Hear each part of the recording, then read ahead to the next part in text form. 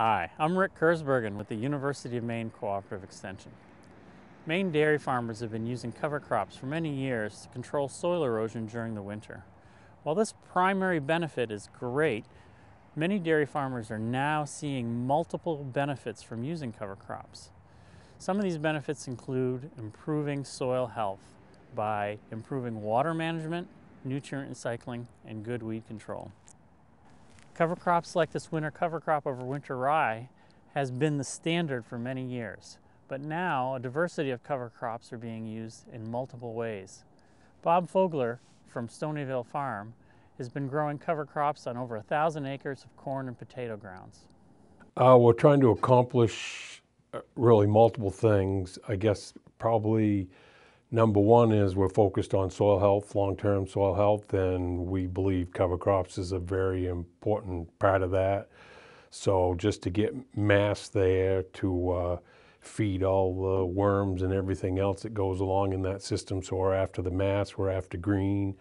I want something live in the spring. That's why we do the winter rye. On top of that, it's because I like to have the green in the spring, and also our manure program, we separate the solids so it's just completely liquid, and if we don't have a good cover crop there, we can't keep the manure in place. It tends to run awful. Not only has Bob seen better responses in terms of soil health, he's been able to document the resiliency of his cropping systems and the improvement of the ability of these crops to withstand tough environmental conditions, such as the drought of 2016. Yeah, this year was extremely dry, but we had the highest yields we've ever had.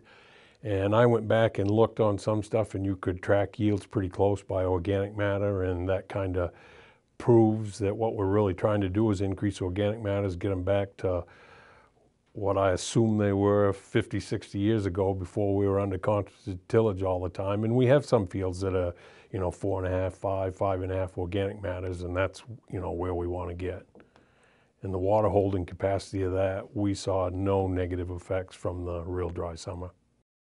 I would guess nitrogen, we haven't changed our program a lot, very similar, but our yields have increased, on an average, I think 15, 20%. So we're getting a lot more yield for the same nitrogen, without a doubt.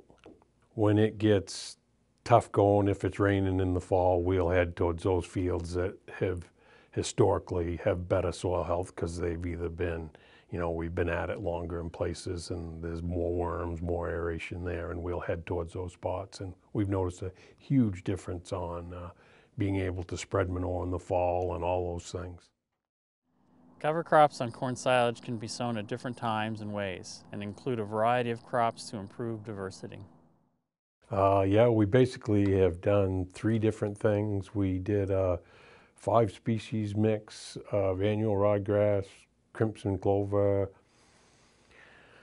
tillage radish, and turnip, and all the winter rye was put on after harvest, but the other 4 were done under 2 different methods. One of them we would have done usually around early July with Gandy air seeder, 12 rows at a time. We put on, I think, 15 pounds an acre with that in the early July time frame.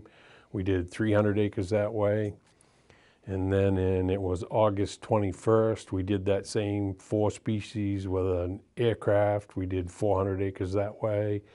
And then we put winter rye at 100 pounds an acre over the top of that after harvest on all of it.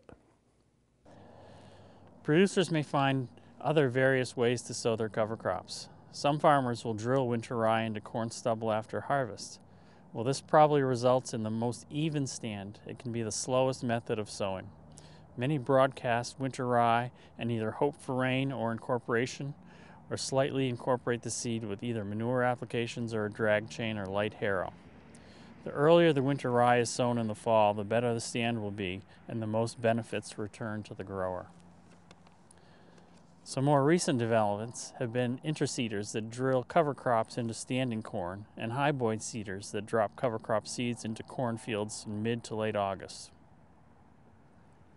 So what are the costs of growing cover crops, and how are the results defined by some of the growers that use them? We haven't been focused on what it costs because I believe so much in the program and the long-term benefits of it. We just keep doing it because we really believe that, and I don't know if it's 20, 30, 40 bucks, probably closer to 40 with, you know, the 2 applications and time and everything, but I haven't worried about the cost too much because I believe in cover crops too much. If it cost twice as much, I'd still be doing it.